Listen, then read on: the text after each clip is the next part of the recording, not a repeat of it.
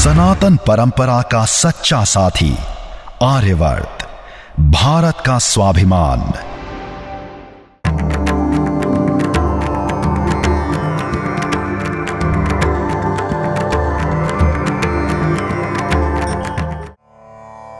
अथ कार्तिक महात्म्य भाषा, तीसरा अध्याय।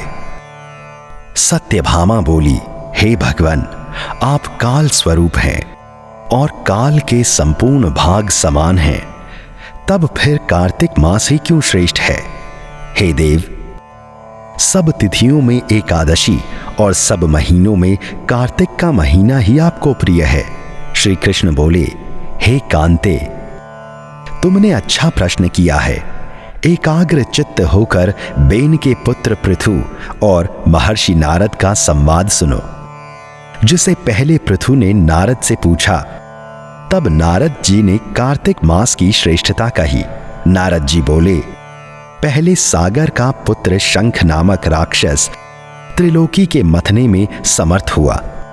उसने संपूर्ण देवताओं को जीत स्वर्ग से निकाल इंद्रादि संपूर्ण लोकपालों के अधिकार अपने हाथ में कर लिए।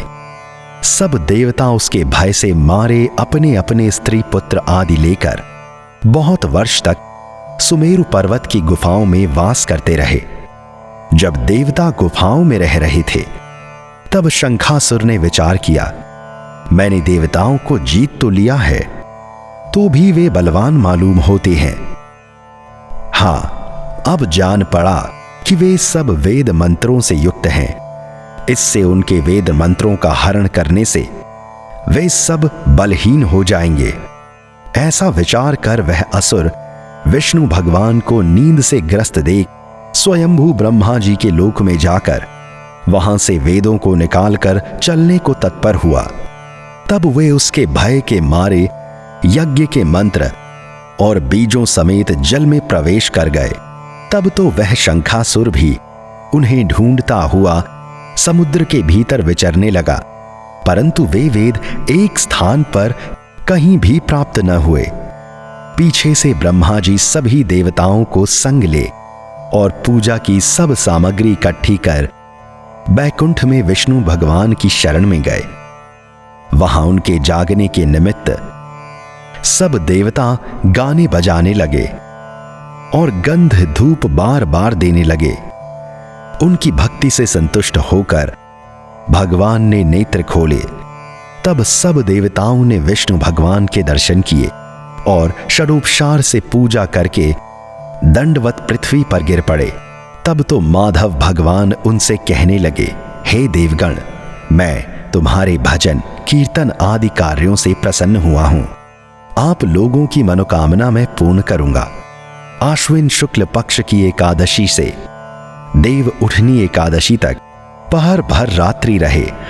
तब से जो मनुष्य तुम्हारी तरह भजन और कीर्तन करेंगे, वे मुझे प्रसन्न कर मुझे प्राप्त होंगे। शंखासुर जिन वेदों को हर लाया है, वे सब जल में स्थित हैं। उन्हीं में शंखासुर को मार कर लाऊंगा। अब से बीज मंत्र समेत सब वेद प्रतिवर्ष कार्तिक के महीने में सदा जल में निवास करेंगे। मत्स्य रूप धारण कर मैं जल में जाता हूं।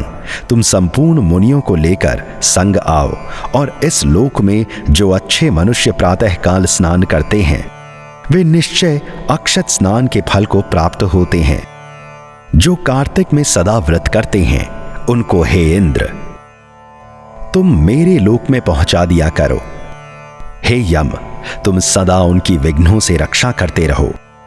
और हे वरुण, तुम उनको पुत्र पौत्र आदि देते रहो। हे कुबेर, तुम उनकी धन वृद्धि करो, जिससे यह मेरा रूप धारण कर साक्षात जीवन मुक्त हो जाएं। और हे अन्य देवताओं, जो जन्म से मरण तक उन बातों को धारण करते हैं, वे तुम्हारे द्वारा भी पूज्य हैं। जैसे तुमने मुझे एकादशी को जगाया है, इसलिए यह तिथि सदा मनाने योग्य है। तीसरे दिन की कथा संपूर्ण हुई। नारायण की भक्ति रस के लिए सब्सक्राइब करें। आर्यवर्त, भारत का स्वाभिमान। हमारा सेवा भाव और संकल्प शक्ति है आर्यवर्त। आपके द्वारा बुक करी गई हर पूजन सेवा व सामग्री में से एक हिस्सा गौ सेवा में लगाया जाएगा, जिससे न केवल आपको सुख शांति मिलेगी अपितु गौदान सदृश पुण्य की भी प्राप्ति होगी।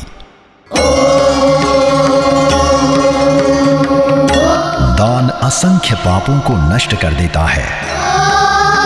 दान ही धर्म का पूर्णत्व और उसका आभूषण है।